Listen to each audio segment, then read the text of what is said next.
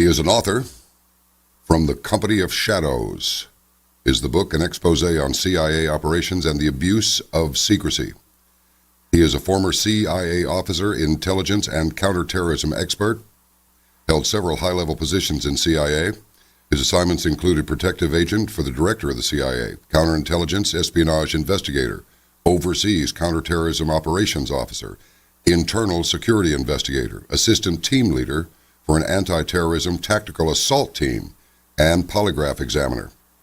He was the program manager for the Department of State, Diplomatic Security, Anti-Terrorism Assistance Global Police Training Program, recipient of 2 CIA Meritorious Unit Citations, 3 Exceptional Performance Awards, and a medallion for high-risk overseas operations. As I say, he is the author of From the Company of Shadows, an expose on CIA operations and the abuse of secrecy. He has come out to expose what he calls the shadow government, the massive system of secrecy and money that controls the U.S. government, something we've long suspected. He has received standing ovations for his presentation, Constitutional Crisis in America. He is Mr. Kevin Shipp.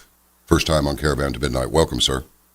Welcome to you too. Thank you so much for having me. Well, thanks so much for agreeing to come on. Say, by the way, I was tempted before we got together here to say, Mr. Shipp, why would you come on this program? And then, of course, I read everything else about you, and I thought, oh, okay, I get it. A quick clarification on something that may seem somewhat insignificant, but is CIA agent and officer, are those interchangeable terms? I always thought it was a field agent, but... Yeah, that's a great question. People get mixed up quite a bit. If you're a CIA agent, typically you've been recruited to spy on a foreign government or some other capacity. When you get into the ranks of collecting intelligence out in the field, you're described properly as an officer. You're kind of the civilian counterpart to a military officer, but within the CIA. So the proper term is officer, but people refer to that as agent all the time. So you went to CIA when? I started with the CIA, let's see, in 1985. Were you recruited or did you volunteer? Well, I volunteered. A buddy of mine suggested I put in an application, and based on my somewhat wild and crazy college past, I didn't think I'd make it in. So he kind of convinced me to do it, which I did, and over about a year process of some interviews and other things, I eventually got in, and then eventually went into operations. I see. And so, how long were you active with the agency? Let's see. I was active with the agency 22 years. Then I went out with the Department of State anti-terrorism for about another, 4. So roughly about 25 years total with the government. And you're somewhat of an activist. I don't think whistleblower is exactly it. Maybe just how do you view yourself? With everybody's got a label, right? But Ray McGovern's is a whistleblower. So what is Kevin Shipp? Yeah, I call myself a recovering CIA officer. I go to weekly meetings, CIA Anonymous. No, I'm just kidding. I wish they'd come up with a better term than whistleblower, but I consider myself more than anything a constitutionalist. And the reason I came out speaking about these sorts of things was because of my devotion for the Constitution. I swore an oath to that. And indeed, many times we risk our lives on one-way assignments for that. So I'm a constitutionalist, and that's what motivates me to come out and talk about these things, because we're under a post-constitutional government now, and my mission in the time I have left on this earth is to alert people that that is going on. There is a shadow government behind our government, and I think most people have a gut feeling that's true. But anyway, that's what I describe myself as. A lot of people feel that and I'm one of them, and I never stand between somebody and a good idea, and I'm really sort of to hell with a good story. What is the truth? A lot of times the truth is a little bit more boring than you would like it to be, not quite so much panache, but the truth is the truth, and that's what we need. But a lot of people feel, and I say again, I'm one of them, that the government was hijacked. I think we suffered a coup on November 22nd, 1963, because after that, it's just been continuous warfare and just a continuous eroding of our constitutional rights. Yes. To the point now, it's like just like that Piers Morgan character said, oh, because of your little book, that thinks of the Constitution as just our little book. I wish I'd been part of that interview, but anyway, I'd have handed him his backside. I've done it before. But so how bad is it? When did you, let's keep along the timeline. When did you discover, if you went in 85, when did you decide, say, there's something going on here that's probably not good? Yeah, thank you. That's a great question. Obviously, I was a decorated officer. I loved my job and I loved what I was doing. Unfortunately, the higher I got up in the agency, the more illegal activity I saw, some of which was being concealed from Congress. And of course, we have a constitutional problem there. But in short, I was doing an international investigation on the cover of our agents in just about every country on the globe. And I found, alarmingly, there was a vulnerability within the CIA system to go in to open source computers and identify the agents of our covert personnel in the field, which opened them up, obviously, to assassination. At first, I was kind of shocked by that. I documented, re-documented, re-investigated, re-studied, and it just popped up over and over. So I wrote probably about a 25 page report with all my findings, and contacted the senior CI officer in charge of that particular program, advised him what I had, told him that I'd send him my findings just to see what he thought. I think it was the next day on the internal phone system, I get a threatening phone call from a senior official telling me to drop my investigation and threatening my career. Hung up the phone, and I was a little bit shocked, and I wound up, from then on it was like, I don't think they'll do this, and sure enough they did. Anyway, so I called this office back and I said, listen, you need to understand this is potentially threatening to the lives of our agents. Let me send you the report and you can at least take a look at it. Well, fine, click. So I sent the report through internal channels, all of which is tracked, went directly to that office, gave them about a week to look it over, called them up. Hey, did you see the report? What did you think? The response was, what report? I said, you know, the one I sent you through internal channels. We never got it. I said, okay, I'll tell you what I'll do. I'm going to hand carry this over to headquarters, and I'm going to give it to you across your desk. So I drove to headquarters, got in there, went up to the office, went to the desk, handed across the desk with a buck slip, a routing slip on it, and said, here it is. You know, just asking what you think. It looks potentially serious. Gave him another week, called him back. The response was, what report? And I said, now, come on, you got to be kidding here. I handed this to you personally. Oh, we must have lost it, they said. I said, okay, I'm going to have to figure out what I'm going to do about this. Hung up the phone, went into the internal major server, and it had been erased from the server. Anyway, to make a long story short, I took the report. I realized that there was a cover-up of massive proportions. That's one thing. The other thing is, why would they want to conceal a vulnerability where our agents could be identified and possibly assassinated? That hangs out there to this day. I think it ties to the shadow government. That was kind of the opening of my eyes. Anyway, to make a long story short, I took the report to a senior government official outside. They did a major investigation. They found that the vulnerability was worse than even I thought. The CIA was publicly rebuked in a big meeting. A report was issued to the intelligence community rebuking the agency publicly. I was given an award, but that didn't negate the fact that basically I had a laser dot on my chest. Yeah. Anyway, I was put on a controversial base. The house was poisoned. We all got sick. The house was broken into, and on it went. And eventually I came out and wrote the book From the Company of Shadows and decided that I was going to fight this system because it is well outside the Constitution. Kevin, if it's okay to address you by your first name, I hope it is. Please. Why would they want to ignore or otherwise conceal a vulnerability? How did that help them? That's the question everybody asks, including I had some attorneys working with me. No one could figure that one out. To this day, it's mysterious unless you wanted a system, and this is just conjecture, unless you wanted a system there with if an agent was not doing what you wanted him or her to do, there's a way to go in and just identify and have them removed and make it look like someone else did it. Sure. I really don't know what else it could be. It could be extreme incompetence. I've seen that in the agency before, but there have been since so many things that have happened that are related to that it was a lot more than that. And I just, anything that I would say would be conjecture. It's just it's bizarre. It does seem to be a little bit more than just a simple case of CYA. Yeah, I think so. And the events the targeting that they did of me later on was pretty obvious that they did not want that being corrected. Who do we think are the architects of this shadow government, and how far back do you think it exists? Well, I tell you, it goes back at least to 1921 with the forming of the Council on Foreign Relations, and really it was the CFR that created the CIA. Allen Dulles was one of the chief directors and board members, and one of the first civilian CIA directors. And as we all know, he was an extremely dark and nefarious figure.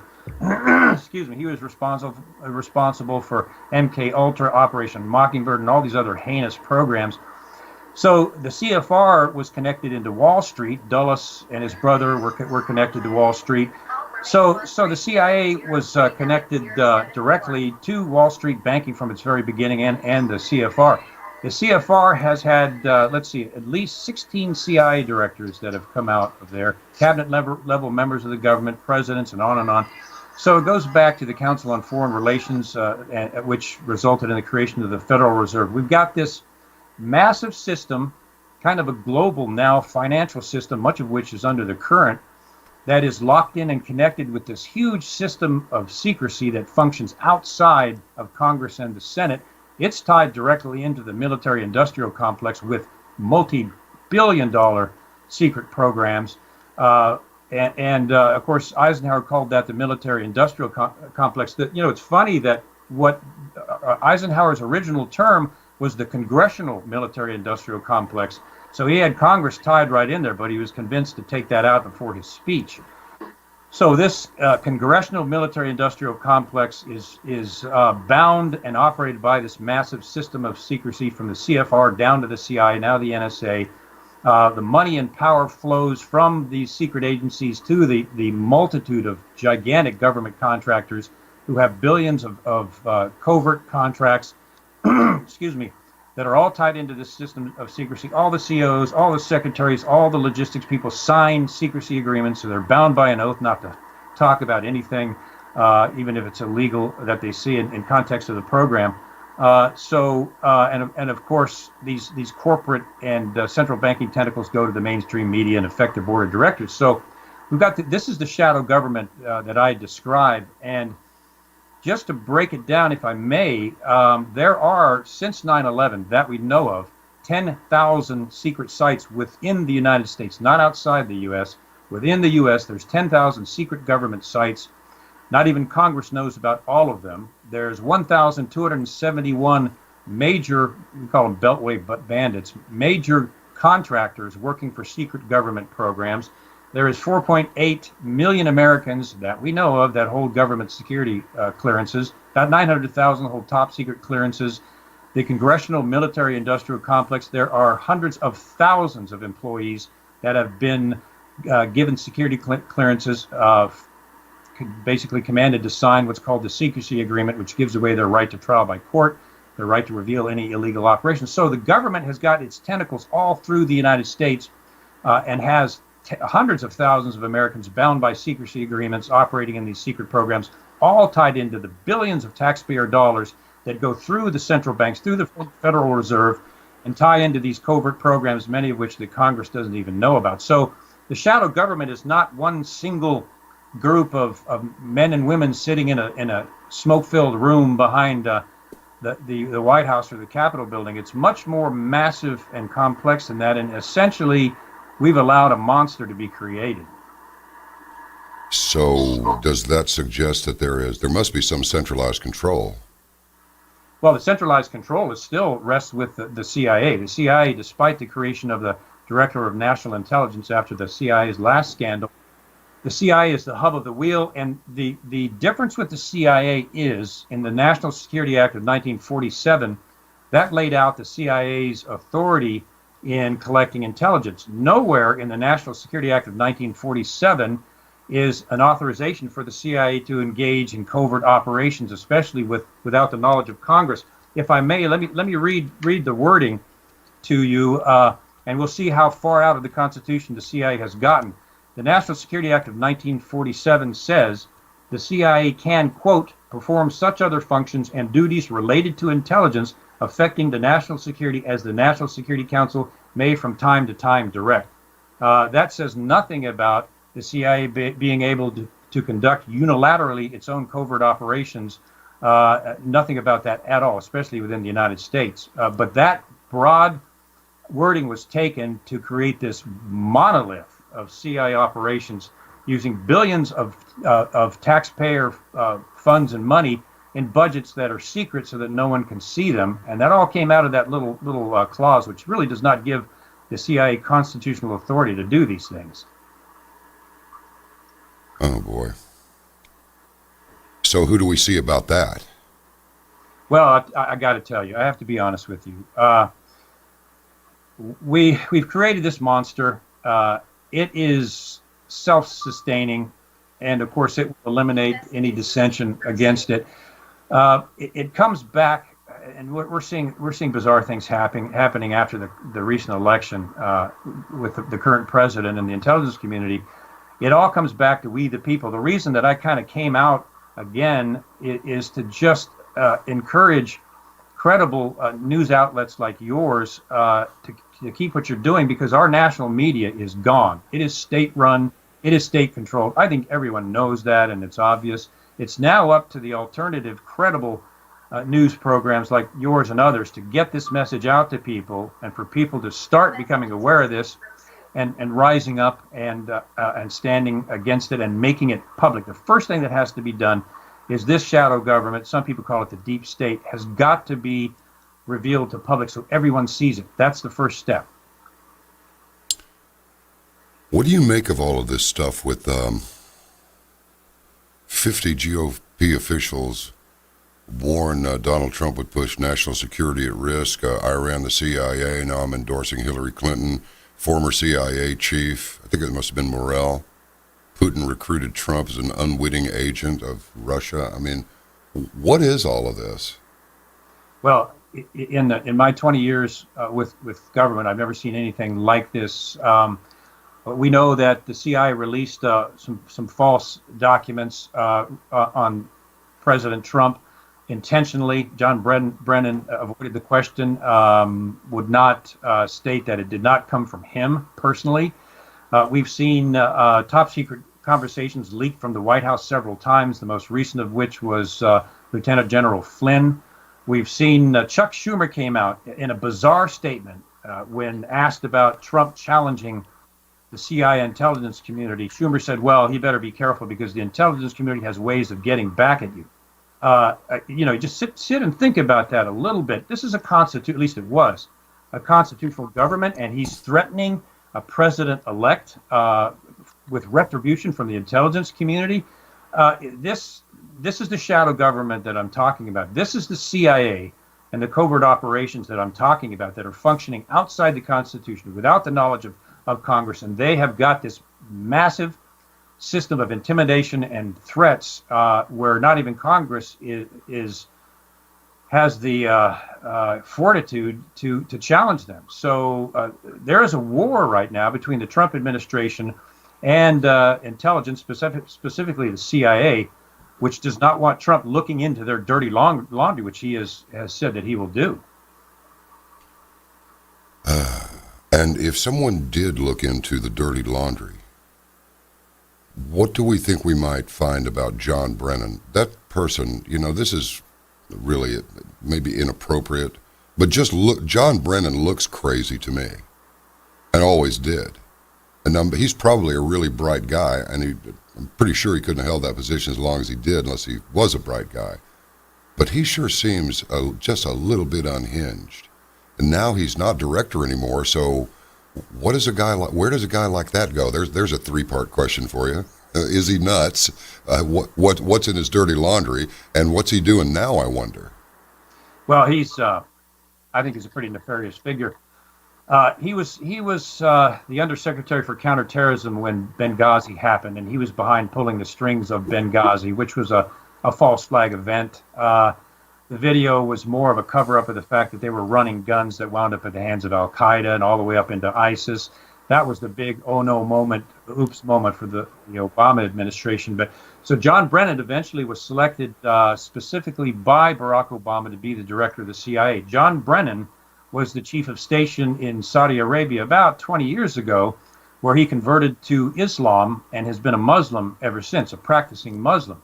Hence, Barack Obama, who is, as we know, been promoting radical Islam around the globe, brings John Brennan in for that purpose, and then they continue training and supporting radical jihadist elements in Syria, and some of which have morphed into ISIS with U.S. tanks and weapons. So John Brennan is, in my opinion, is a very dark figure. If you just break that down for a moment, you have a man that was running the entire U.S. intelligence apparatus, the covert apparatus, whose worldview is that there should be an Islamic caliphate eventually globally.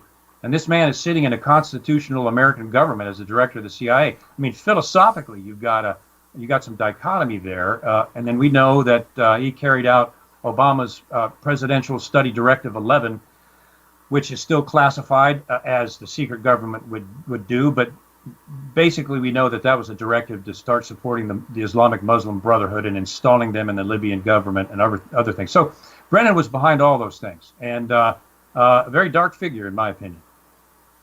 I understand that it wasn't just converting to Islam; it was Wahhabi Islam, about the harshest school of Islam out there. That's right. That's correct. Yes. You know, a long time ago, it's been probably 5 years now. It is 5 years. An ex-CIA officer, I'm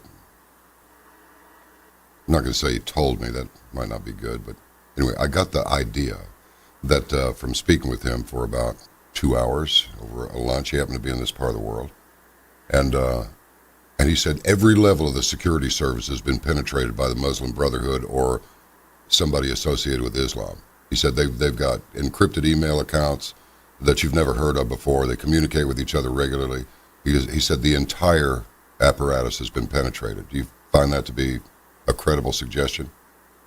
Yes, I do. We know that Barack Obama, and we have their names, he appointed 5 active members of the Islamic Muslim Brotherhood, and we have to remind people that's the oldest terrorist organization in the world. Barack Obama appointed 5 members of the Islamic Muslim Brotherhood to national security positions in the U.S. government. We know that there is at least 300 positions within the U.S. government that Obama appointed Islamic Muslim Brotherhood members to also. And then, of course, we have John Brennan connected with Wahhabism and the Muslim Brotherhood also, who's staffed positions within the intelligence community and we're talking the radical Islamic sector here, but he's appointed them all through the CIA too. So there are moles all through our government that are connected to the Islamic Muslim Brotherhood specifically. Barack Obama was a subversive. He was placed, and I don't say this lightly, I've given lectures on this, Barack Obama was a subversive placed intentionally in the United States government to upend our constitutional system and to plant Muslim operatives throughout our government, combined with Hillary Clinton, who joined with him in that effort. And it's all through the CIA. There's at least 5 members in the National Security Council. There are multiple members and positions in the Department of State that have been penetrated. So we have witnessed a kind of a silent subversive coup in our government. And Trump now, President Donald Trump, is facing that very deadly prospect. Who is Barack Obama? Well, Barack Obama, I wrote a 35-page paper on Barack Obama. Barack Obama was groomed, funded throughout his mysterious college education. We can't get the transcripts of that. He is linked and has been linked directly with George Soros, who's funded millions into his campaigns, essentially helped him get elected. We know that he is a Marxist progressive. We also know that he is connected directly to radical Islam, not just Islam, but radical Islam. We know that he's an enemy of Christianity by the multiple acts that he's committed while in office.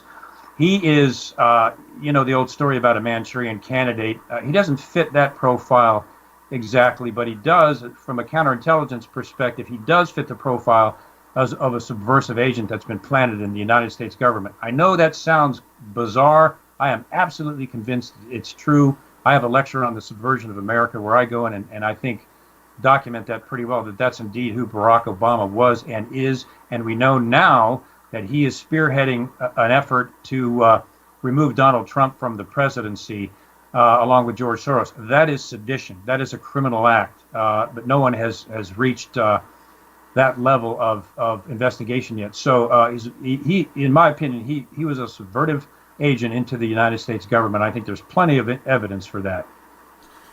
You know, Kevin, I've matter of fact, I drew a distinction between Manchurian candidate as someone who doesn't know he's going to do what he's going to do until he gets triggered to do it. However, that's different from a Trojan horse, and I believe that Barack Obama is a Trojan horse. And what makes it worse is that Barack was the name of Muhammad's horse.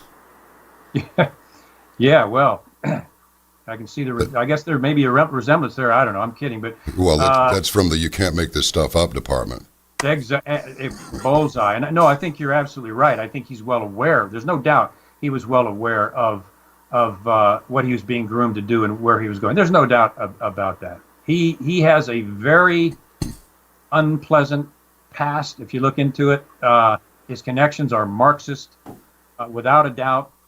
His connections are into radical Islam, without a doubt. And people often ask now, come on, how can progressivism, which the stated goal of progressivism is to redefine the U.S. Constitution as an outdated document, change the First Amendment. They've come out and said that. Hillary Clinton believes that. How can progressivism, seeking to undermine the Constitution, how can it join with radical Islam, which kills homosexuals and mutilates women and all the other stuff that radical Islam do? How can they possibly operate together? If you look down through history, those two movements have been operating together for decades, going all the way back. Hitler had his own Islamic SS that he used. It is the old principle of common enemy, where both those groups want to eliminate the traditional foundation of America, break into the Constitution and change some of the amendments and bring in this pseudo-socialist, communist, especially globalist government that they have made no secret about wanting to implement in our country. So those two are working together, and they have deeply subverted our government already, and that's something that's being addressed cataclysmically right now. Isn't it interesting? Apparently the AP committed a major blunder today by suggesting that President Trump has called out the National Guard to begin throwing Mexicans and other illegal aliens out of the country, which of course is total nonsense. That didn't happen at all. I wonder how bought and paid for. This is kind of let's hit second gear. We got a 6-speed here. Let's hit second gear. The mainstream media. Somebody said, I can't remember which director it was, said that we own every significant figure in mainstream media. Use the word own. And then you got this little guy, Anderson Cooper, who apparently was with CIA for a little while, or I don't know, maybe signed up. I don't know if he ever became an officer or not, but that's the word out there. I can't confirm it, but what's the connection between CIA and the media? Well, and this is, knowing the system, this is just my opinion. I think Anderson Cooper was a temporary low-level employee. A lot of college interns do that. It's a program for that. Based on what I've read and seen, I personally don't think he was an operative. That's just my opinion. I don't see the cues there for that. So I think he was in a summer program, intern kind of thing. And I haven't seen otherwise. So that's just my take on that. Good. The mainstream media, we all know, we've all seen it. They have failed to cover very important events. They have altered news events. We've seen that CNN has had crisis actors where they plant interviewees, I think, in 3 different crises, the Boston bombing being one. You see the same CNN planted witness in at least three different unrelated crisis scenarios. CNN has been lying and twisting the news for years. Forgive me, it's just so. And most of the mainstream media will not report on the things that we're talking about, which are critical to our democracy. And the question that you're asking is why are they doing that? How are they doing that, or who has control? This all ties back, remember, into the central banking system, into the CFR created massive global financial network. That is connected to and runs the 5 conglomerates that operate the mainstream media. Those conglomerates, the money and the mandates roll down from the top to the board of directors. There are certain things you will not report on. That rolls down to the editors. There are certain things you will not report on. That rolls down to the journalists. There are certain things you will not report on or your career is over. It is a standing understanding within the mainstream media that reporters don't touch certain things, and that goes all the way up into their board of directors, into these major corporations that own them, into the globalists that own these major corporations. All of this tied into the Council of Foreign Relations going way, way back. This is not a new thing in the media. And I'll remind you, if you remember, the CIA coming out of Allen Dulles and the CFR had what was called Operation Mockingbird. I'm sure you remember that. Yes. That was a paid CIA operation to plant journalists in the U.S. news media. Now, let's remember that the CIA was forbidden in its charter from having any operations within the United States. Well, they violated that routinely.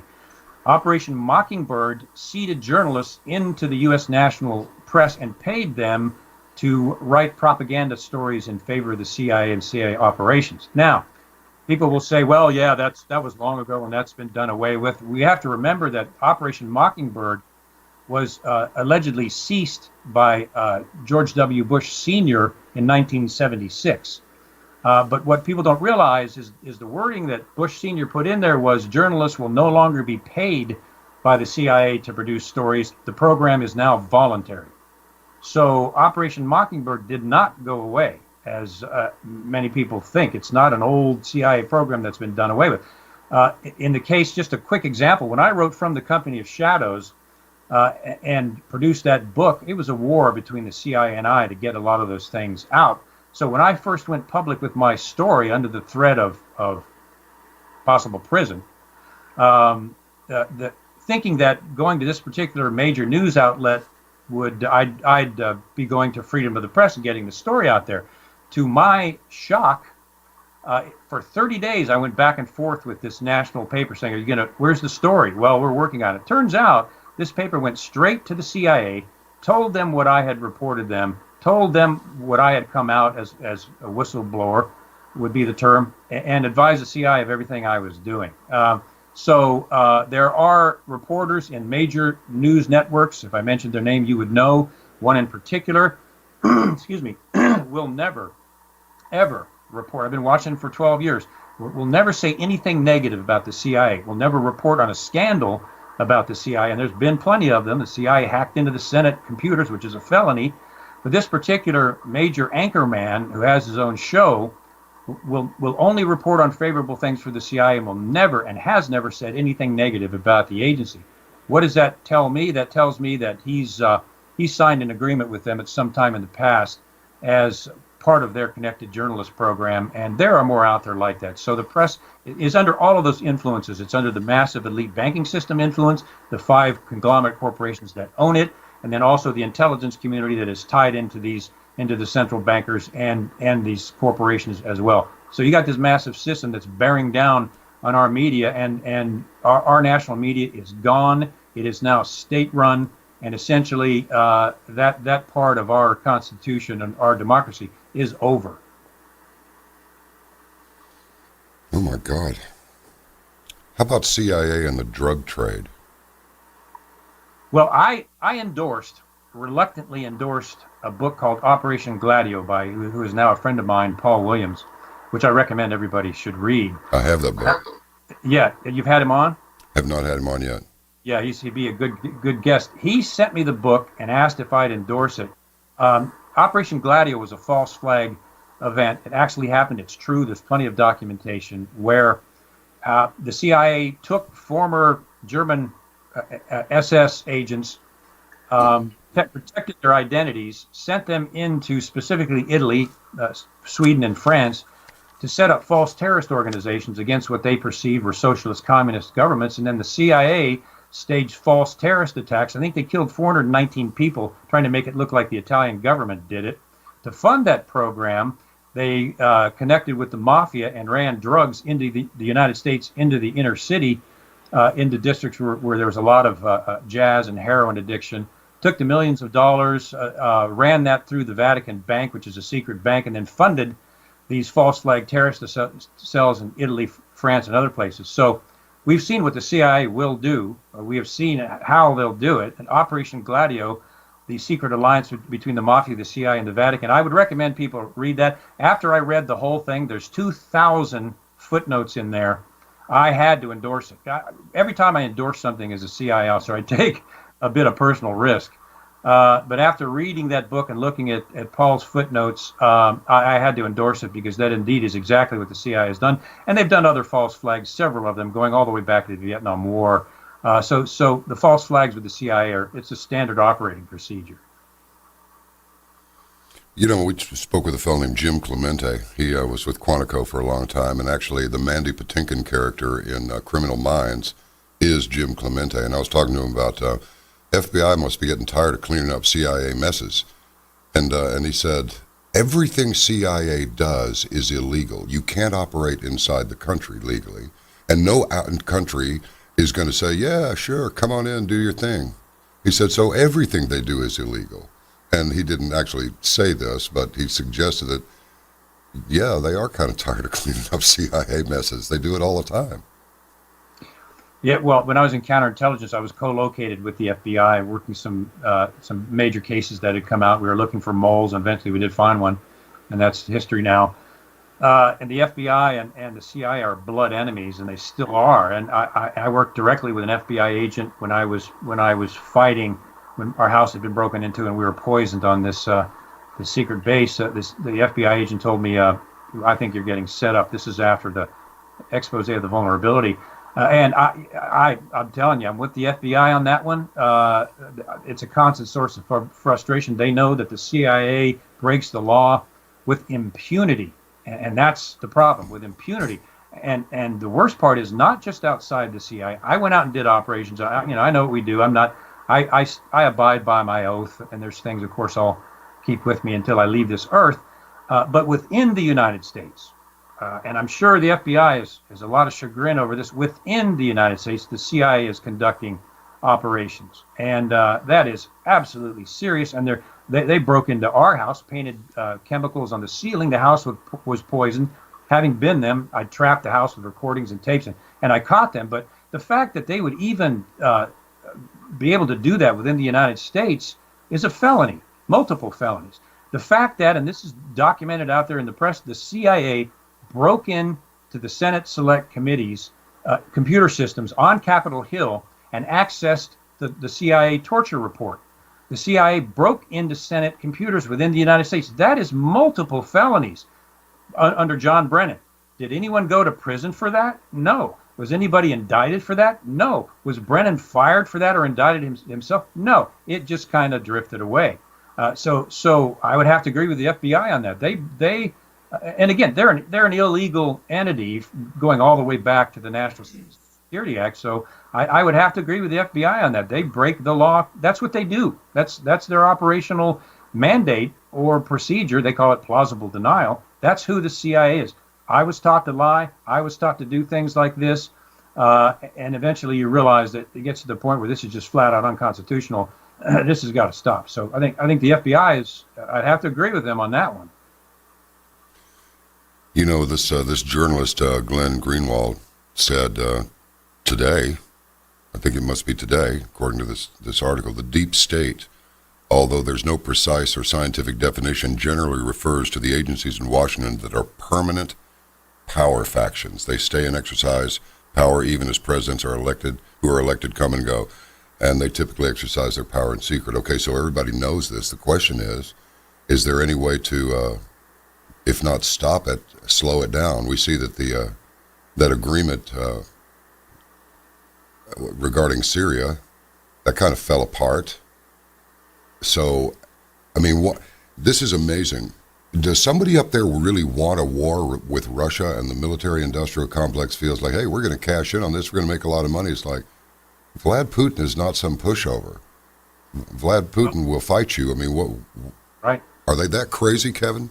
Yes, they're that crazy. Obama was trying to push us into war when Vladimir Putin was saying, no, we don't want war. We don't want that. We want negotiations. Starting from John McCain was secretly in Ukraine helping to stir up the Ukrainian coup. course, he was also spotted smiling with a photograph with Al-Qaeda leaders. John McCain was over there actually stirring that up while Vladimir Putin was doing the Olympics, which had kind of a Christian theme to it, which was the anathema to the Obama administration. John McCain is in Ukraine stirring up the coup. Now, John McCain gets, my understanding is over $40 million of contributions from the military-industrial complex and the arms industry. But we have to understand, I think it goes down to this. Vladimir Putin has come out publicly and said he will have nothing to do with Barack Obama's New World Order. Now, Barack Obama and Susan Rice came out publicly and they changed that term. They call it the, quote, international order, because everybody's kind of on to the New World Order thing. So they call it the international order. Vladimir Putin has come out and said he won't have any part of that. He is protecting Christian churches throughout Russia because they were being burned by radical Islamists. He has banned the Quran as a violent book. Vladimir Putin, and believe it or not, Bashar Assad, had Christian sectors within Syria that they were protecting from radical Islamists. What is not being reported in the news media, and I was there when the Soviet Union fell and the Duma began having Bible studies and things, and they converted their constitution to being based on Judeo-Christian principles like we did. What people don't realize is that 85% of the Russian people are Orthodox Christian. Vladimir Putin himself is an Orthodox Christian. He was and is protecting the Christian sectors in Syria. He supported a 105-foot statue of Jesus that they placed in Syria, which stands today. He is a nationalist that is protecting his people. He is not the former KGB ogre Stalinist figure that the Obama administration was trying to make him out to be. But see, that's what they do with a false flag. With a false flag, you have to label the enemy as radical communist, KGB agent, Stalin-like figure. Because when you do that, that would allow you to build up your military, to line up on the border, to threaten war, to rattle your sabers, to go in there on top of the only government that's standing before the New World Order. And right now, that's Russia. The only head of the government that won't cooperate, and that's Vladimir Putin. So you got to take him out. But first you have to make him look like a villain. That is what they've been doing. It just gets better and better, doesn't it? Yeah, it's just really special. I realize that this is all over the place, but every time you say something, it leads me to another question. What do you think is behind this ridiculous influx of all these so-called refugees into Western Europe and into this country? I personally think it's to seed the entire Western world with potential jihadis, but maybe that's just simplistic. No, I think you're absolutely right. I think there's plenty of evidence to prove that. Much of this is funded by George Soros, who has, and you can find this, he's publicly stated that his goal is to eliminate the sovereign borders of the United States. Islam, down through history, as I mentioned, has always been used as a tool for destabilization. The globalists are using these Islamic refugees as a tool for destabilization of sovereign nations. However, from the Islamic perspective itself, in terms of Islam, the goal is global world conquest, period. A caliphate. That's what it teaches. That just is what it is. Now, I've worked with and defended Muslims out in the field in war zones, became very close with some of them. So I'm not indicting Muslims, but I'm talking about the radical Islamic effort to penetrate Western governments and infiltrate members of ISIS and Al-Qaeda, for example. There is absolutely no doubt that that is occurring. There's absolutely no doubt that Barack Obama was advocating and supporting that with his massive refugee program. And if you look at the pictures, these are not women and children coming in as refugees. These are young males between the ages of about 17 and 23. This is a global penetration in order to set up an Islamic caliphate, and it's being funded and tolerated by George Soros because he sees that as a useful tool for global destabilization. Where's his paycheck in all of this? Where does Soros get paid if such a ridiculous agenda were to be fulfilled? Well, he's obviously a multi-billionaire. He got a lot of his money from destabilizing the Taiwanese and the UK currency, almost drove them into collapse. And that's where he made a lot of his millions. And there's a quote by him out there. You can find it. He says he fancies himself as a kind of god. So he sees himself as this kind of narcissistic, global, godlike figure who wants to make the world into the George Soros kind of world. So he's motivated by a kind of psychotic narcissism, and he's got plenty of money to back that up, going all the way back from his connections to Nazi Germany all the way up until his destabilization of the UK and Taiwanese currency. which almost destroyed their economies. That's where he's got plenty of funding, but the man is a psychotic narcissist. And as we know, he funded millions to the Clinton campaign for the presidential election. He funded millions into the Barack Obama's campaign for presidential election. He operates and funds Media Matters and Media Matters America, which is now being accused of connection to this Pizzagate, which some of the media is poo-pooing. But George Soros runs and owns Media Matters, and what Media Matters does is fund and pay programs into the U.S. national news media to influence stories. So a lot of this stuff comes down from this psychotic despot who's got millions to throw around to make a George Soros kind of world. What about Pizzagate anyway? I didn't let that wagon get hooked up to our ponies here, and I didn't hook our wagon up to those ponies because I thought it was just too. First of all, it's just a little difficult to get my mind around that altogether. Although I'm sure that some of these perverse practices are commonplace. I mean, the vast amounts of money and influence make everything possible. I'm sure that's true. But what about Pizzagate? Do we think that there's anything there?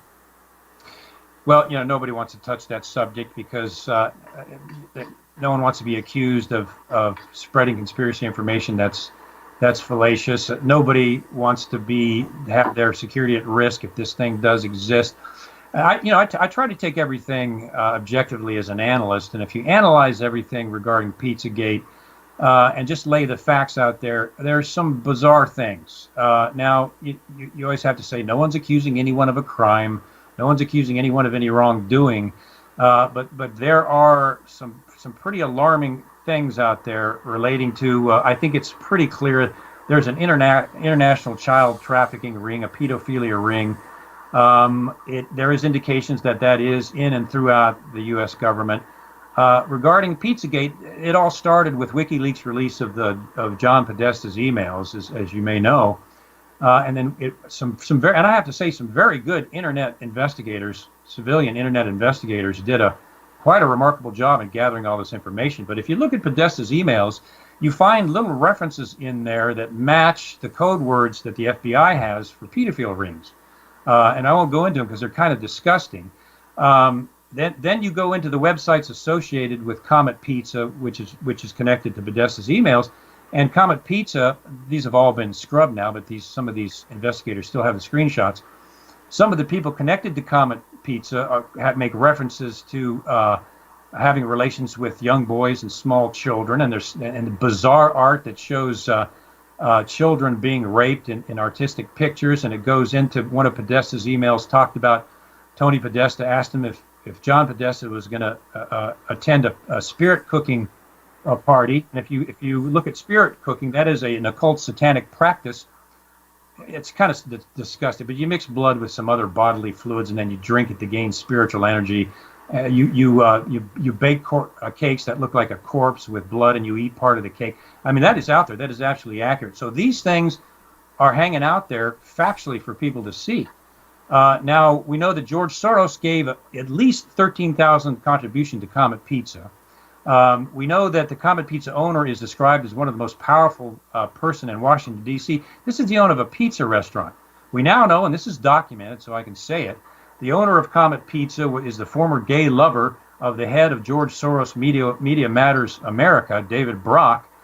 He's directly connected to George Soros, who's connected to Hillary, who's connected to Obama, and on and on and on this power connection goes. My understanding is there is a cataclysmic event going on in Washington regarding this whole thing, going back to Anthony Weiner's computer and what the NYPD found on that computer, which the chief of police said was so disgusting he couldn't talk about it. So there's an investigation going on related to a lot of this that could shake our government. As an analyst, that's basically the pieces I put together. And not to go any farther than until we see more evidence. But there are things there that you just have to consider are somewhat alarming. It looks, walks, quacks, and swims a little bit too much like a duck for there to nothing to be there. Yes. For nothing to be there, sorry. Wow. There's just no limit to it, is there? No, and I have to tell you, you research this all the way back to the global elite. The more I research on this, now I saw some of this internally from the perspective of the shadow secret government, but when you research this globally and all these connections, the darker and darker and darker it gets. Some of these elite bankers, some of the members of our government and secret societies are engaging in occult practices. In some cases, Luciferianism. It goes that deep. Now, Luciferianism, its tenet, of course, is child abuse and child sacrifice, going all the way back to mind control programs. And this is why they do it. If you can abuse, especially sexually abuse a child between the ages of 1 and 6, you will pervert their personality, damage their personality for the rest of their life. It will be permanent.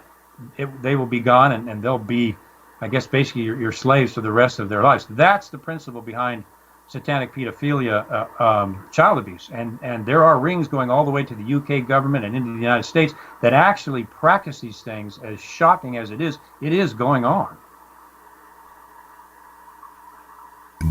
Oh boy, man, that opens up just a whole world of possibilities. It does. I mean, this is probably slightly less than discreet, but it's pretty well known that a lot of the people involved in child protective services are what we would formally refer to as deviants or perverts. Yeah. And yes. So, you're going to run into a few dykes if you deal with CPS, for example. And they're rough, too. And I'm just wondering, my brain just starts doing that thing, and I'm looking at all these control functions, all these little F keys on the globalist keyboard. And so if they control your money, and if they control your civilization, and if they control your religion, and then they get to your children, I mean, this really is megalomania. This is a very, very serious God complex, and it's not just a hat they put on every once in a while. This is who they are. I couldn't agree with you more. We are under control already. You can ask your average American, their gut feeling is, I'm not really free. We're supposed to be living in a free country, but I'm just scraping to survive. And it seems like everything from debt to credit cards to health insurance deductibles to on and on and on is pitted against the people to drive us all into debt and total subserviency to the system. Well, that's intentional.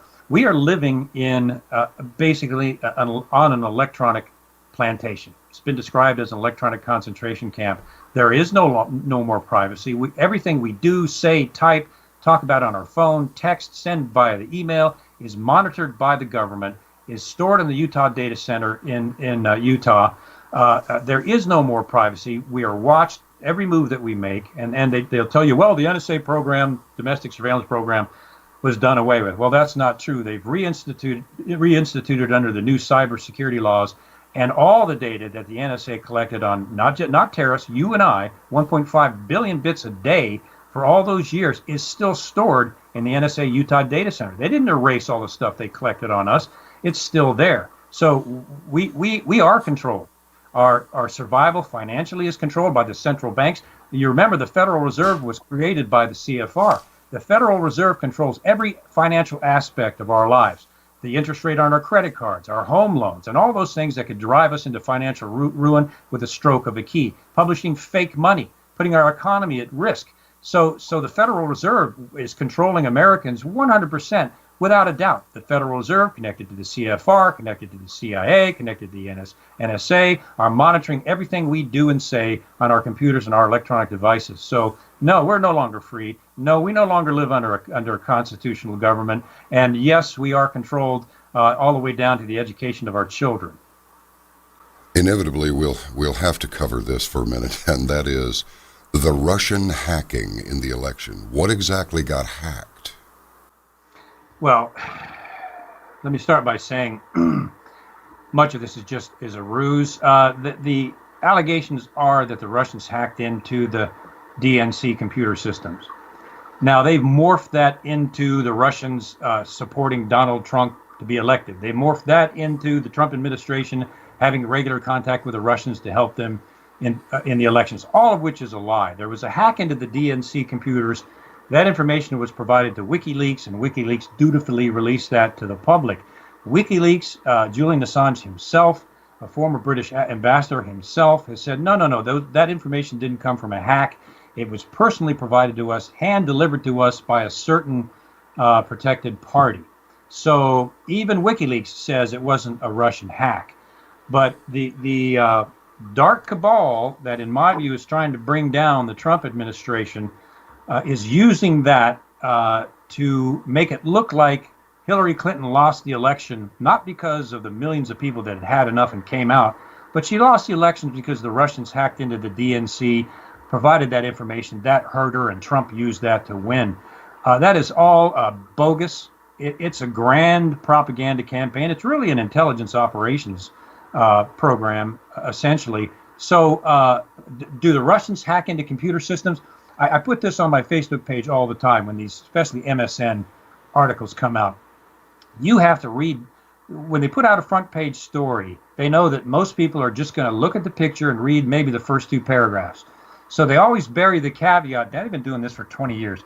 They always bury the caveat down about 5 or 6 paragraphs into the piece where it says, but there is no evidence that the Russians assisted the election, or there's no evidence that the Trump administration has been colluding with the Russian government, or there's no evidence specifically that it was the Russians that hacked into the DNC, because the IP addresses to those hacks, if Russia was to do it, you wouldn't know it was Russia, because they would disguise their IP address. So there's no way anyone could know who hacked into the DNC, when in reality it said it wasn't a hack. So the point I'm making here, John, is that most of this is just a grand deception. You know, people do stupid things when they panic. I'm getting the sense that the intelligence community and a lot of other people that they're buddy with are panicking right now. I mean, yeah. Who is this guy, John Schindler, who puts out, Now We Go Nuclear, war is going to new levels? Just got an email from senior intelligence community friend who began with, he will die in jail. I mean, this is lunacy. Yeah. Well, first of all, they need to investigate who John Schindler is. You know, it's really easy to come out and make a statement like that without any backup of who this person is, what their connections are. So, you know, that's as chilling as the Chuck Schumer comment, which we should take seriously, that the intelligence will get you if you try to challenge them. That's kind of what this fella is saying. I hope that the Jeff Sessions FBI, and I'm sure they are investigating this person. I hope they're investigating the leaker of the Lieutenant General Flynn top secret phone call. This Schindler person, we need to see who this person is. They need to investigate who this person is. And when you get down to it, John, and boil it down, this is a direct threat to a sitting president of the United States. That is a felony. It is a crime. They should be investigating this guy. The Secret Service should be at his doorstep with a pair of handcuffs. So that little blurb comes out, and there's a firestorm, but there's no additional information on this guy. No information on him. So we don't even really know who he is. No, we don't. At least not yet. No, we don't. But they go ahead and put it in the press. Exactly. Bullseye. Wow, is this amazing or what? Did you ever think that you would live to see the day when this would happen, or is the answer to that one, well, yeah, I did see it coming a long time ago? Well, I tell you, I have to humbly admit, when Hillary Clinton was running for president, I thought it was all over. I know about her connections all the way into the intelligence community, and they're bad. They're dark. I also know of some of the global networks and connections to the Clinton campaign, and they're dark. So I thought it was over. I thought she was going to get elected. I thought our government was now completely gone, and the rest of us were going to be serfs to this grand regime. When Trump was elected, I have to say, I was pleasantly surprised that the boat could be rocked that badly. So it was encouraging. However, what I predicted humbly a while ago, this secret government, this shadow government, this deep state, whatever you want to call it, my wife and I talked about this before the election, they are not going to allow Donald Trump to investigate what they have been doing. And these bizarre attacks against Donald Trump, going all the way back to CNN, right before the inauguration, comes out with a air of a news program that the title was something to the effect of, what would happen if Donald Trump was assassinated? And they go on to say, if Donald Trump was assassinated, he would be immediately replaced by the next ranking member of the Obama administration. Now, why would CNN put out an article, a report on what would happen if Donald Trump was assassinated? I think it was the day of the inauguration. So it started with that. Then it went into Chuck Schumer threatening Trump with ramifications, repercussions by the intelligence community. Then it went into the CIA leaking this false report about Trump and prostitutes in Russia. John Brennan leaked that himself. And when he was challenged, he would not say he didn't do it. And it was obvious he was lying.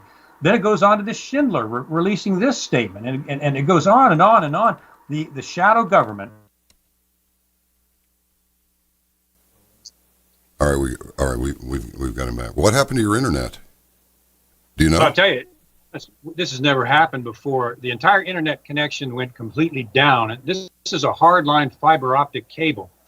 Just went down. The landline phone that is connected to that just went down, and we have no internet here at all. Wow. So you're using an alternate device. That'll work. I'm on an Android. I'm doing Android Skype right now. Yeah. Well, our emails to you did not go through either. In fact, Chief couldn't even get an email to come to himself. So, I don't know.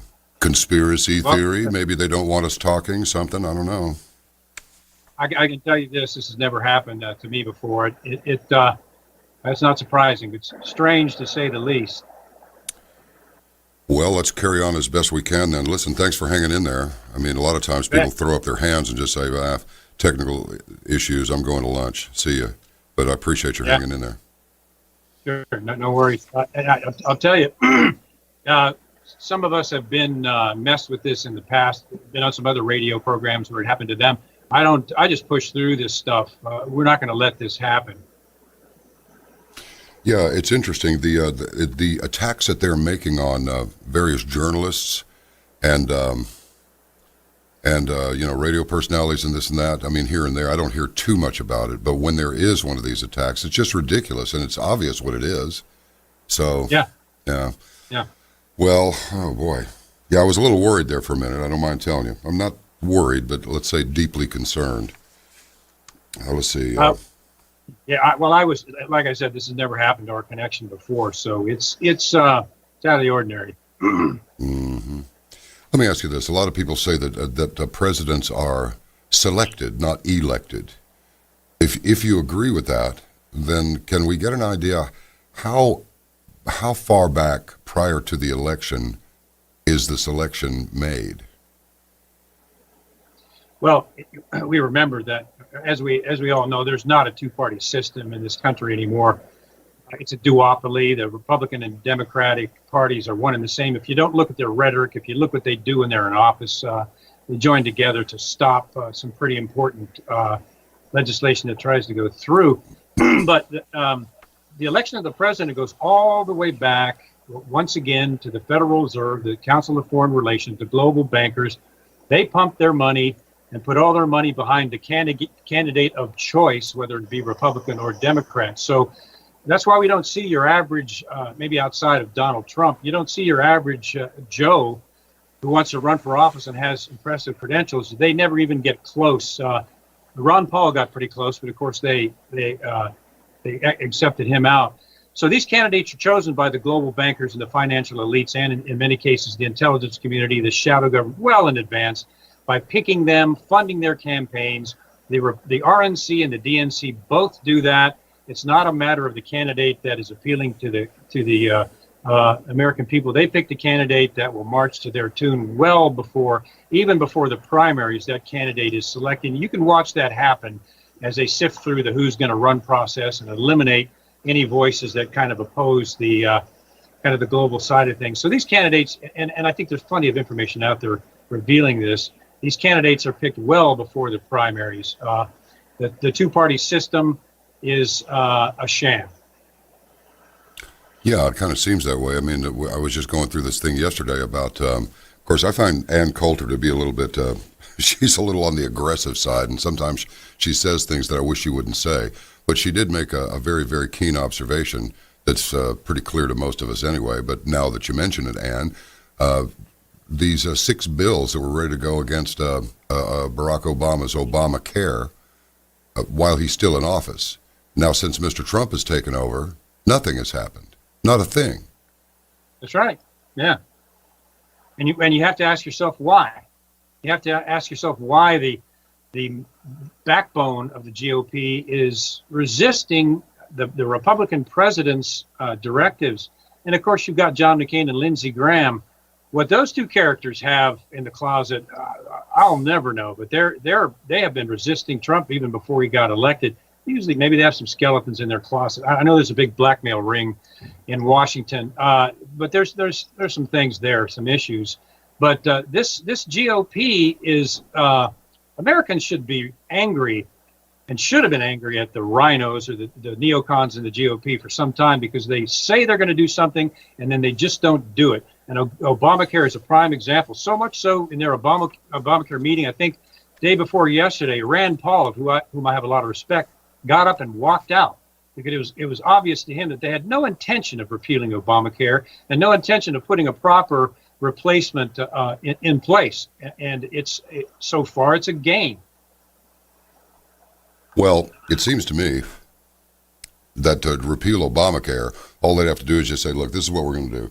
We've got a huge bunch of money, and we won't spend much time on this, Kevin, but because we got other stuff that we can get to. It'll be more interesting probably. But doesn't it make sense that if they got all these billions of dollars to throw around, just say, okay, we've got $100 billion right now that we've allocated for people who have pre-existing conditions, and they're going to go through a government fund. It's going to be the same thing as going to the county hospital when you ain't got no money. And that's what's going to happen. In 72 hours, or say 96 hours, or say 1 week, just say, or over the course of the next month, you contact your prior insurance provider and you set yourself up the plan that you had before. You contact the doctor that you used to like and tell them, listen, we're back on, I'm getting new insurance, and that's it. And I mean, how hard can this be? They make it sound like it's building a bleeping pyramid, and it's not. That's right. I mean, they can engage in all these covert operations, put these complex things together. They claim they can't put together a health insurance proposal, and yet they can do this sophisticated, hugely logistical operation in Syria. No, it doesn't add up. The GOP, as I mentioned, is part of this cabal. There's a mafia-like system set up in the GOP where certain things are only done for cash. Certain legislation is created to extort money out of corporations, tax breaks, and if the corporation doesn't contribute to the GOP, those tax breaks are yanked, and that legislation is tabled. It is a corrupt mafia-like system based on PACs, super PACs, lobbyists, and all of that. So when they talk about these things and repealing things, you got to understand it's within the system of a basically a mafia-like structure, which if it was on the outside, these people would be being hit with RICO statutes. But that's how corrupt Congress has become. So that's a big part of it. Well, let me ask you something. I'm jumping around here like crazy, but it's just I'm just on fire. My mind is on fire. George H.W. Bush, the guy who claimed he couldn't remember where he was when John Kennedy was shot, but then I remembered. I suspect this guy was CIA from the time of its inception when Truman reluctantly signed it into being. And then he winds up CIA director for 1 year. This makes no sense to me. Well, and I can tell you I'll tell you based on outside information. George H.W. Bush and his intelligence connections and his connections outside of intelligence with the central banks go all the way back. There is so much concerning information about not just George Bush Sr., but George Bush Jr. Yes, I think George Bush Sr. is directly involved in the shadow government and what we're seeing, and that's not just an off-the-wall comment. There is a lot of indication out there. One simple example is when 9/11 occurred, no one knew that leading up to 9/11, the Bush family, Bush Sr. and Jr., were engaged in for 20 years before 9/11 with a multi-million-dollar contract with the bin Laden family, and including Osama bin Laden himself. 9/11 happens. Underneath a national travel ban, George W. Bush secretly flies out the bin Laden family out of the United States the next day, and on and on and on those strange connections go. George W. Bush blacks out 28 pages in the not so well done 9/11 report, which is full of holes, but that's another story.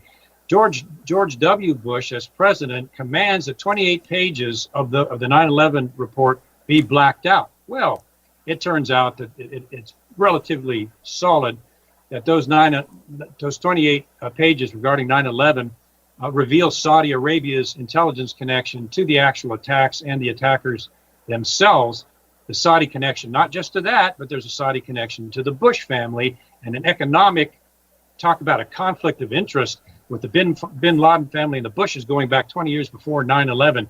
So hence maybe the motive for the crime of blacking out those 28 pages. And we could do a whole nother show on 9/11 and just the problems, if you look at it from a criminal investigation, the problems there. But no, the entire Bush family goes back decades with some very, I think, dark activity. Where was John Brennan, I wonder, on 9/11, 2001? Well, I'd like to know that. I sure would. I taught a class at university, and you erase the terrorists, and we can get off on this maybe later. You erase it was a terrorist attack narrative, which was immediately put out there. What that did was shut down any investigation of the event whatsoever. You erase that, and you look at 9/11 with what evidence hasn't been destroyed. You look at 9/11 from the perspective of a criminal investigation, and there is criminal activity all over the evidence left over in 9/11, from nanothermite traces on some of the metal to the fact that they ordered all of the steel, which was the prime evidence, removed from the crime scene the next day and sent to China. The fact that several floors of steel girders literally turned into dust and fell to the ground. There was no rubble after the time. I mean, on and on we go. So there is something extremely strange there. But the point is that the Bushes were connected up to the Saudis and to Saudi intelligence and even the bin Laden family. And if you want to go out and Google images and Google, you'll see pictures of George W. Bush kissing the Saudi prince on the lips and holding the hands of the king as they're walking down the road, and just, pictures that are like, goodness gracious, get a room or something. It's just obvious that the relationship there was really beyond tight. If you want to talk about a conflict of interest, goodness gracious, there's a huge one. Kissing him on the lips. Yeah, you go out there and Google it. You see W kissing the Saudi prince on the lips. Yeah, just check it out. Wow. Well, you never can tell what a man's proclivities are going to be, especially when he gets up there the upper levels of government. Wow, that's stunning. Nauseating, but stunning.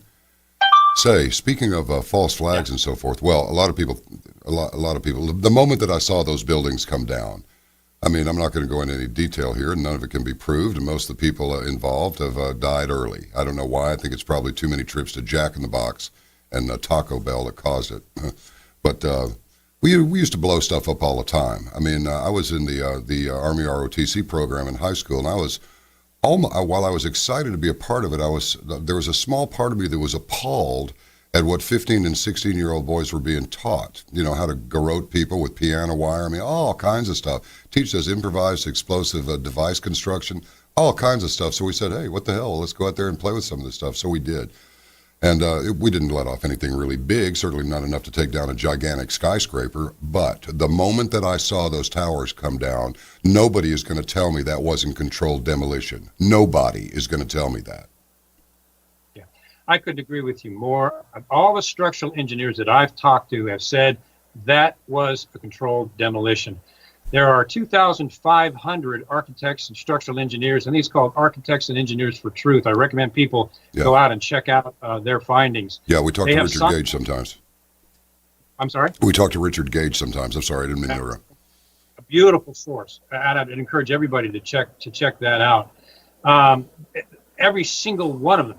Number one, that structure was designed to take an aircraft impact. It was designed not to pancake like the fake popular mechanics study tried to say that O'Reilly quoted when he was poo-pooing any scrutiny of 9/11.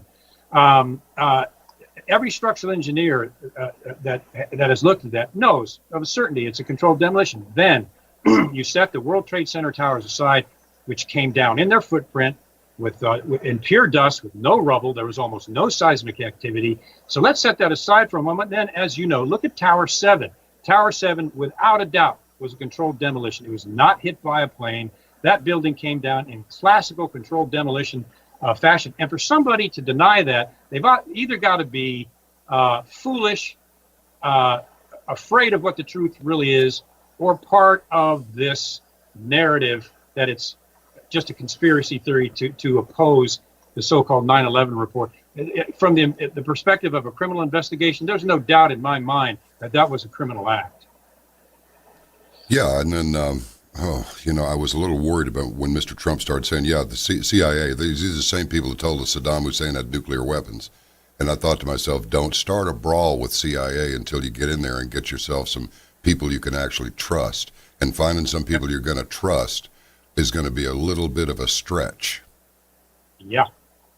Having been in there, having been in the belly of the beast and up even on the 7th floor, I think President Trump is in danger. To go in there and try to change the minds of people that have been involved in illegal operations, some resulting in the death of tens of thousands of people. 470,000 civilians have died in Syria as a result of our government's attempt to destabilize it. So you've got these high-level officers in the CIA connected to these things that know the torture program was more than just waterboarding and have done a whole bunch of other things.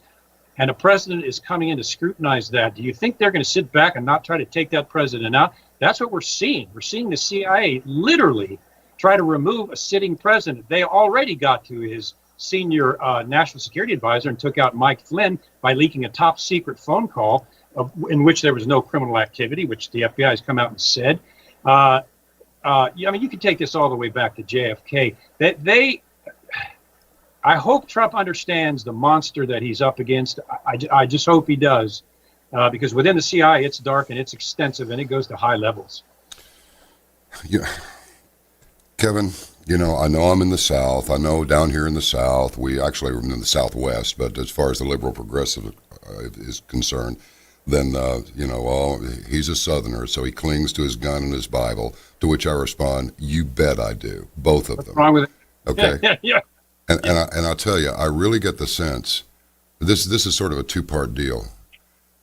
I'm not a conspiracy theorist. I don't ever want to be labeled a conspiracy theorist. However, I am into lie detection, and I am interested in actual conspiracies, particularly when they become known. Because, well, obviously, until they become known, there is no conspiracy that you're aware of. That's like there's no reality outside of consciousness.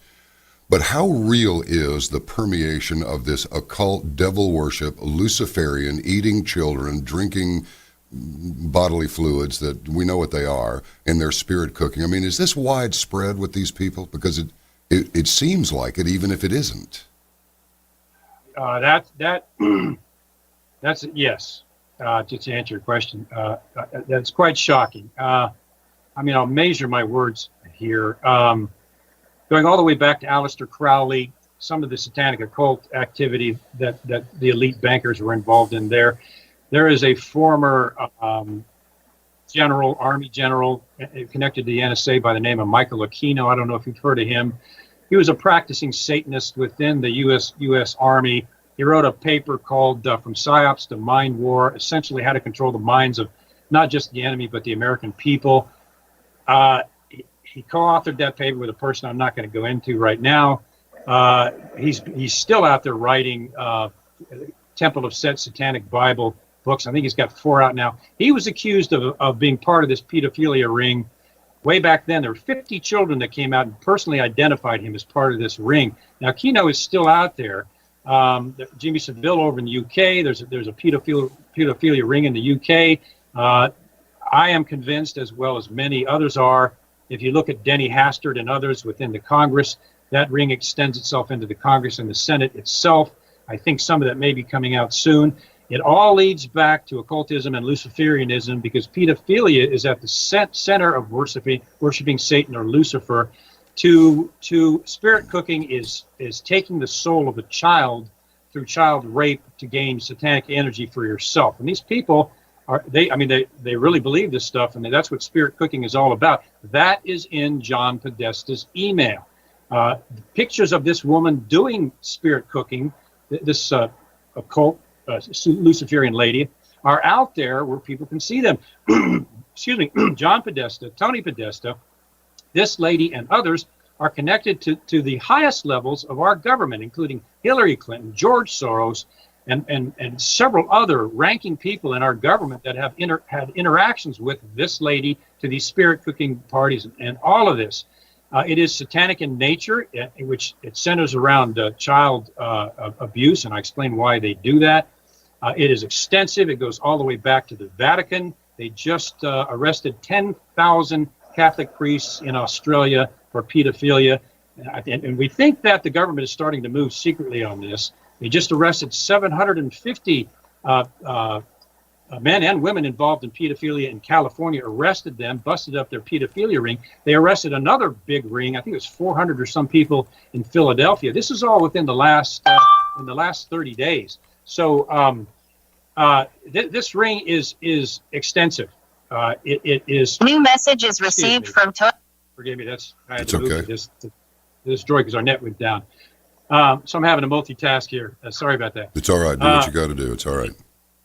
Thanks. It's documented that this ring is extensive throughout the UK government without question. The documents are now coming out that it is also extensive within the United States government. Our concern, and I think it is probably the case, there are congressmen and senators like Dennis Hastert who are being blackmailed because they have been involved in some of this, and that's how they do it. They get the person into some of these spirit cooking events or some of these other pedophilia related events. Once they're in and have seen it with these other powerful people that are responsible for their election positions, they don't say anything. And the next thing they get is, if you do say anything, we'll reveal your connection to this and you'll go down. So there is, I think, a huge blackmail ring in the United States government related to this. And there is bits and pieces of pretty significant evidence out there that indicate that that's the case. Many of us are waiting, hoping, and praying that Jeff Sessions, we know an investigation is going on, going back to Anthony Weiner's computer and some of the child molestation on there. I think there were 600,000 emails on that laptop. There is an investigation that the NYPD has done, said that this stuff exists. It's so disgusting. They were going to release it to the American people. The Department of Justice under Lynch threatened them and ordered them not to do it. Now that Sessions is the Attorney General, we're hoping that he will allow the NYPD to join with the FBI and finish its investigation of this child molestation pedophilia ring in Washington.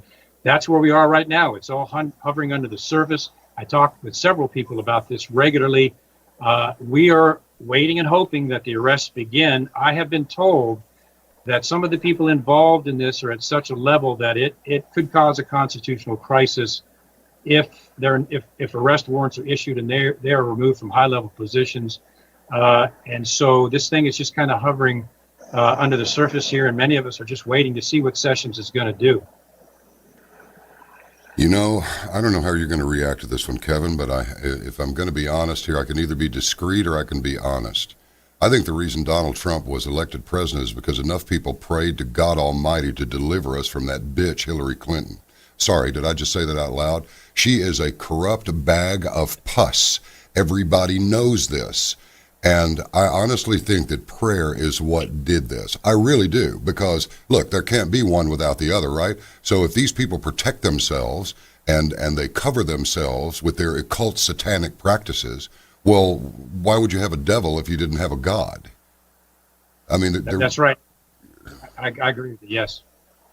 Well, sorry, I really wasn't going to take it there but I'm telling you, I really believe that we don't fight against flesh and blood at all. I think it's exactly what's written in Scripture. We deal with stuff that is unseen, principalities and all this. Why would somebody write something like that, however many thousands of years ago, if there wasn't something to it? You know, it's funny you mentioned that, John, and I don't say this on many interviews. I came out against the CIA because there's a scripture in Ephesians that says it's a shame to even speak of the things that are done by them in secret. But the things that are done in secret are made manifest by the light and by being revealed by the light and exhortation. That is the reason I wrote From the Company of Shadows. And also, I think I think most people sense this even. There are different aspects of what we're seeing here. One is the global political aspect, the New World Order. The second is the physical aspect of the corruption that we're seeing in Washington and beyond. And the third is a spiritual aspect.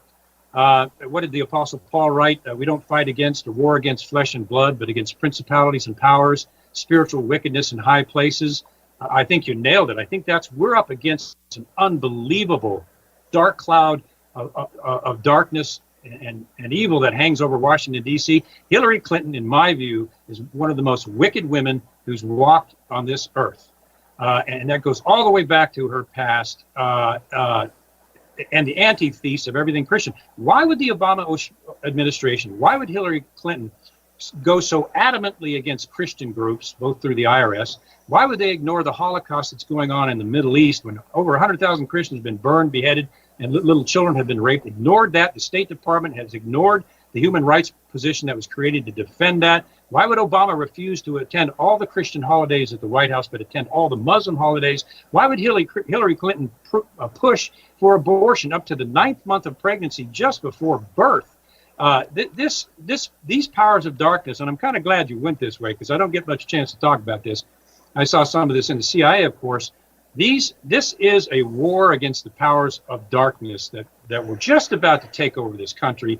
They were real close to it. And the deviancy, sexual deviancy and immorality and things that I know have occurred in the White House and in government would turn most people's stomachs. So I couldn't agree with you more. Donald Trump's election was a miracle. Well, Donald Trump did this, Donald Trump did that. Well, in the Bible, I think Cyrus was this colorful king that God put in power regardless of his personal issues. I don't think this is about Donald Trump. I think you're right. And I know there were high levels of pastors, preachers, and as church members at every level all over the world praying for this country in this election, because if Hillary Clinton would have been elected, not only would we have lost our Constitution, spiritual darkness would have taken over this country to a shocking degree. Well, there it is then. It's I think we're already in a constitutional crisis right now. I would like nothing better than to see, I don't know how he would do it. And I'm sure that the left would go and say, oh, he's got his Schutzstaffel out there. Oh, God, it's the Gestapo. They'd say everything in the world. Because they're going to say so no matter what you say, no matter what evidence you present, they're going to twist it to fit their delusional framework. It's just how it is. But I would love to see mass arrests.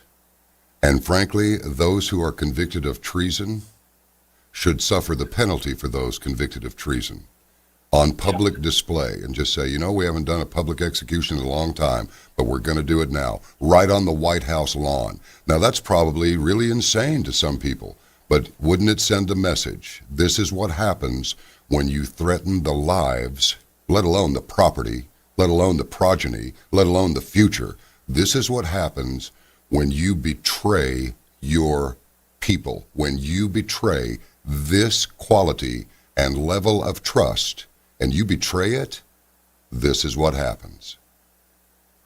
I think you're right. Hillary Clinton broke the law multiple times in very, very serious ways.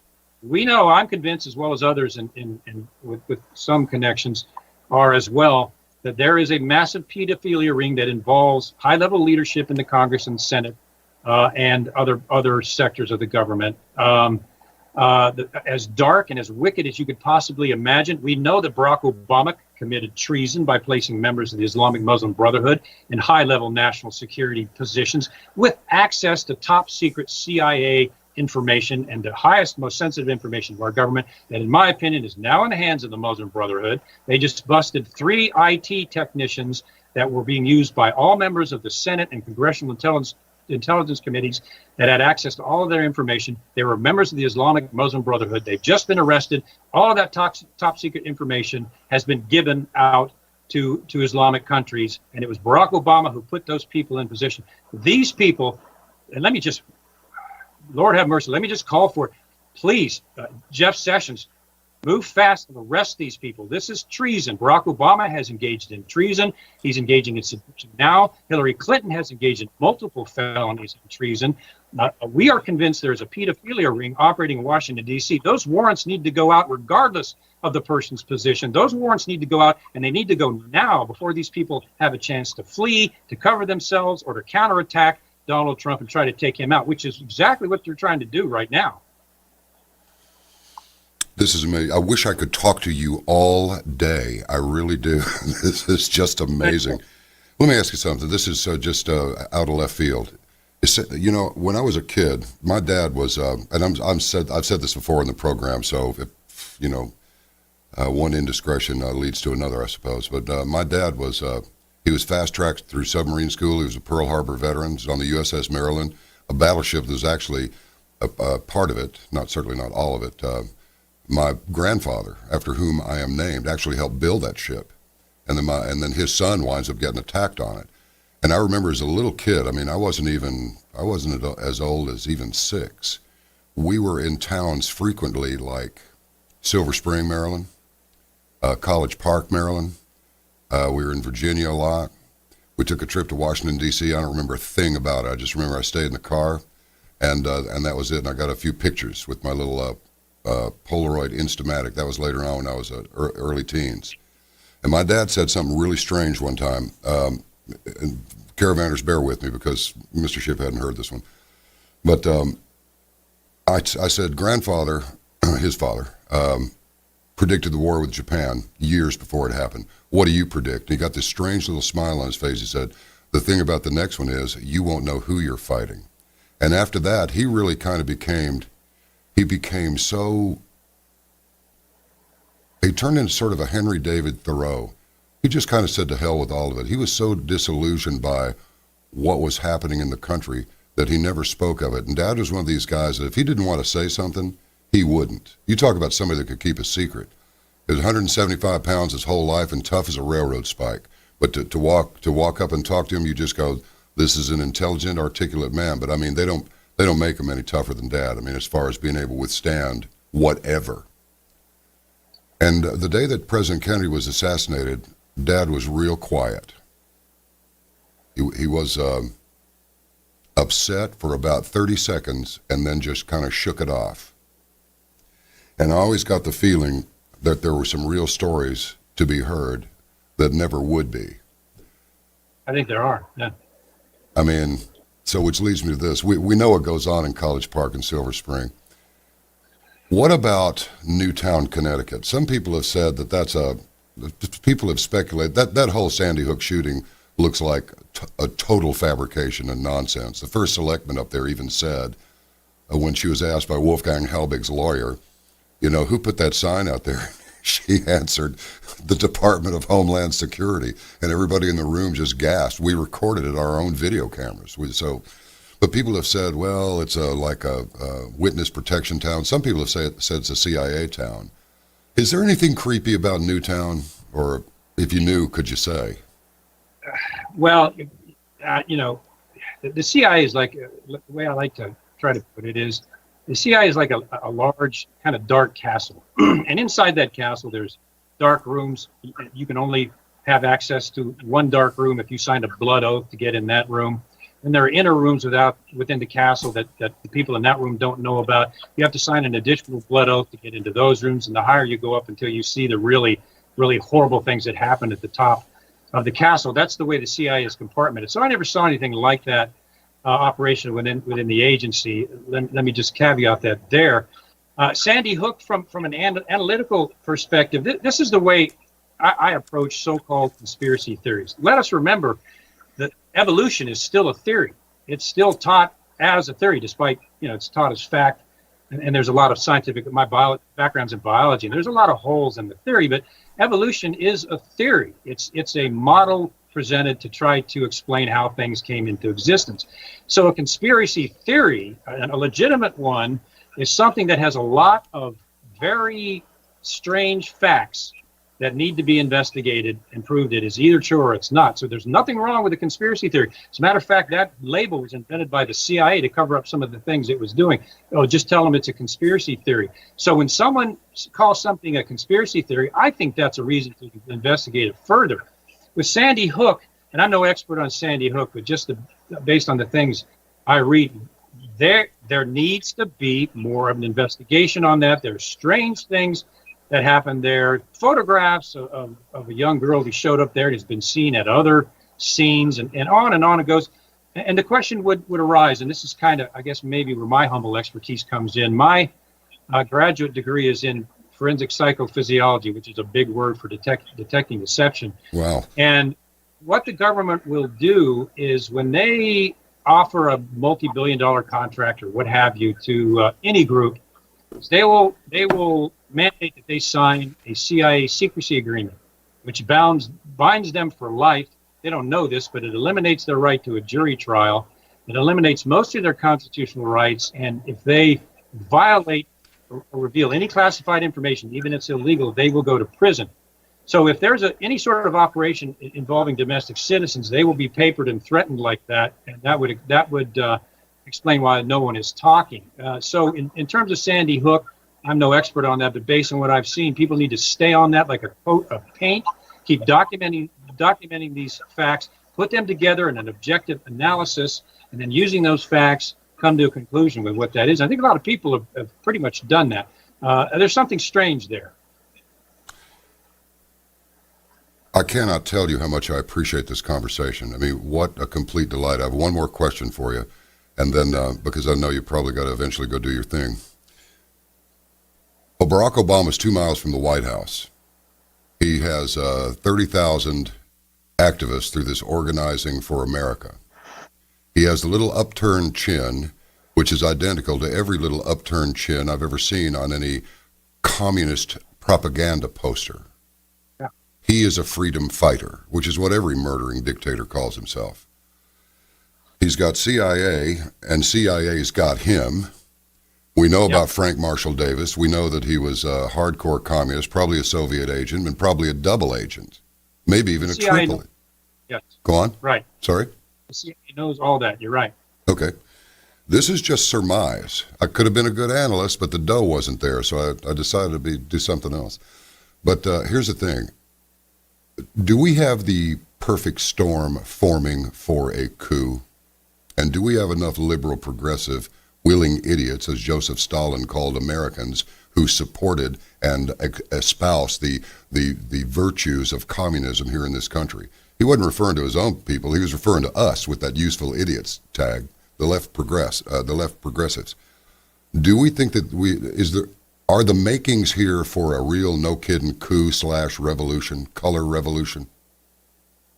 Yes, I think so. I think the coup started with Barack Obama's subversion of the U.S. government and his global connections. Once he was thrown out, it would be foolish for us to think that coup was not going to continue. It's changed forms into a destabilization of American civilization and the government. Yes, there's a coup going on. Yes, Obama is behind it. Yes, they have every intention of destabilizing the U.S. And the civilians and also the U.S. government. There's absolutely no question about that. We are in a war, and you can see the connections of power that they have with these internal attacks on Donald Trump himself. So they have moles on the inside in the deepest parts of government that are joining with them. There is a coup being planned. Barack Obama is spearheading it up. And I would encourage every American out there, and to answer your second question, John, yes, the willing public who are fed by the media with a digital spoon, yes, they will go along with it because they believe the grand deception that they're being fed. So yes, they will. What I will say is this, and I'd encourage every American listening to this, get yourself ready to stand against that. I've heard it put this way, and my wife and I laugh about this. They don't know what they're going to get if they poke the bear, because there are millions and millions and millions of Americans out there that stood behind an elected Donald Trump. And if these characters think they're going to stage a coup against the United States government, I think they're going to be pretty starkly surprised when they see the response they get back. But you guaranteed they're trying. Barack Obama is an activist, a community organizer, meaning they go in and try to destabilize communities and local governments and eventually the White House. They have every intention of destabilizing our country, destabilizing our government, and taking Donald Trump out. Donald Trump right now is in significant danger. He is surrounded on every side. There's no question about his physical safety is in danger. I think he's probably well aware of that. They are trying to get rid of him. They just took out his national security advisor, the closest person to him, which is mind-boggling. So everyone out there needs to understand this is a war. This is a counter coup. Get ready as a citizen who loves this country to stand up and resist this, because that's what they're trying, and it is going to come. I hope to speak with you again in the not too distant future. I really, really do, because I think there are a lot of things that we can explore, and you have an awful lot to bring to the American public, and I want them to get it while we still got our breath and the legs to carry us, so to speak. Yeah, agreed, John. Me too. Yeah. God bless, sir. Thank you. God bless you, John. Thank you. Bye-bye. Well, I'll tell you, if that doesn't do it, I don't know what would. I don't know what it'll take. Yeah, I tell you, I hope so, John. I really do. You know the thing we say, make ready for what's to come? Do it. Be seeing you.